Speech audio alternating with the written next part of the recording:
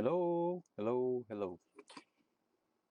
Romans chapter 3. Wanted to do a study on verse 10 through 18. And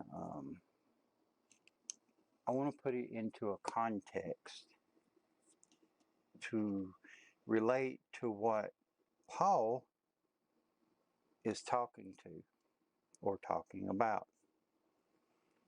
Alright, so in verse 10, he says, "As it is written, there is none righteous, no, not one." How could that be so?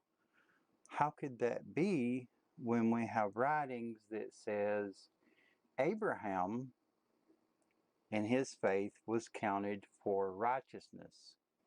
David, right, was a very righteous man that was after God's own heart. We have incredible people in the past that were martyrs, for God. We have prophets that died in Jerusalem. Jeremiah, the crying prophet. How can we put this into a context where one does not argue against the other one? So what is Paul talking about? In Hebrews 11:39,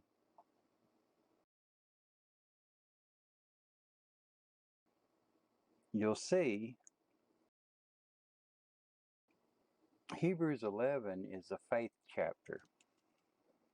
It talks about all the faithful people of the Old Testament and how great they were in their doings and how the world was not even worthy, right? 38,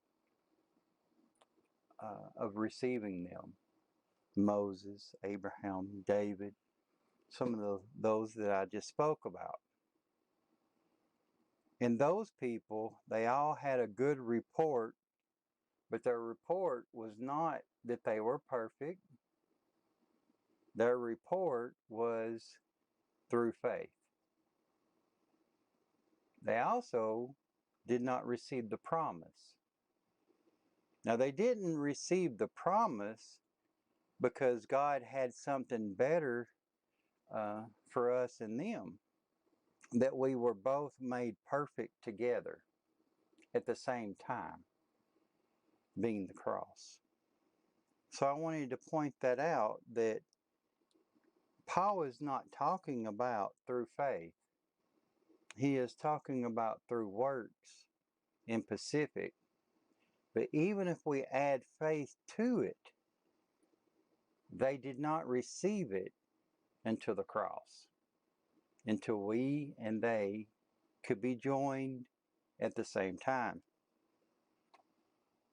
So, if we go back and let's put it back into a context that now we can see that Paul is talking about. So, he's talking about works.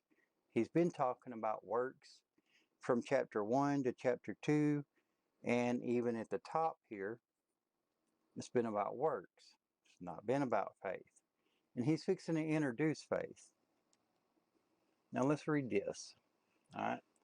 There is none that understand. There is none that seek after God. They are all gone out of their way. They are together become unprofitable. Who's he talking to? He's talking about the history of the Israelites.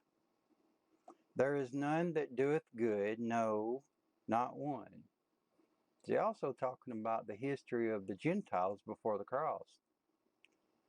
Their throat is an open scepter,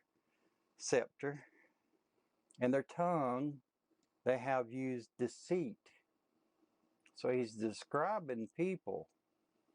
The poison of asp is under their lips. I'd fit in this criteria. Whose mouth is full of cursing and bitterness. Been there before. Their feet are swift to shed blood. Destruction and misery are in their ways.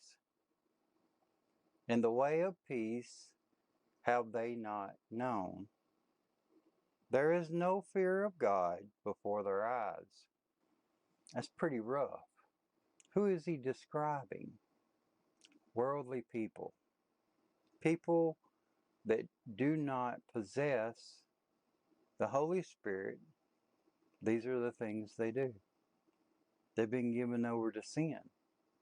And sin is their master. They have no choice but to respond in these sinful ways, in cursings and in bitterness. Someone pokes you, it's bitterness. If someone says a word to you, it's bitterness. They have no other choice. They could laugh it off. They could see what's wrong with a person that's speaking evil thing to them or hurting them. But instead, they quick to anger and they're quick to get into bitterness. They're fast to speak and slow to listen, swift to shed blood.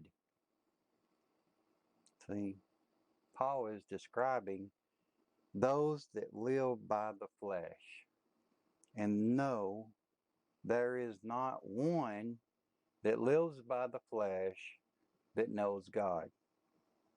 How can we back this up? John 14, verse 17. Even the Spirit of truth.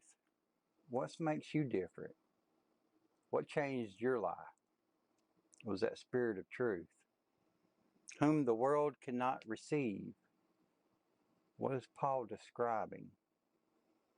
Because it seeth him not, neither knoweth him, but ye know him, for he dwells with you and shall be in you. That's a powerful statement. So, in context, how can we know what Paul is writing about? Is this a description of you? Is this a description of a Christian? No. It's the description of the world, and the world was sold to sin, as we'll get into later on. This description is for those that are in the world. They know not God. We know God. We know God by the Holy Spirit, and we know God, how he changed us. We do not have to answer in bloodshed. We do not have to answer in cursings, and we do not have to answer in bitterness. God gave us a choice. Now we can live by the flesh. We can do these things, but it's not the way of the life of the Christian. Destruction and misery lays in the way of the world. It's not the way of the Christian. It's not the way of the people who follow the writings of Jesus Christ. Blessings.